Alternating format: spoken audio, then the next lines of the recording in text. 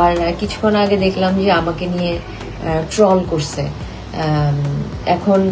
ফার্স্টে বাংলাদেশকে পাত্তা দিত না,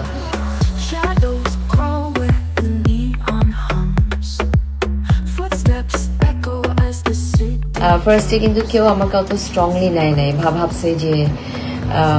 বাংলাদেশ থেকে আসছে কি বা হবে, বা মানে তো সেই জায়গা থেকে যখন আমি আস্তে আস্তে ভালো করতেছি, আপনারা ভোট করে আমাকে একে নিয়ে আসছেন,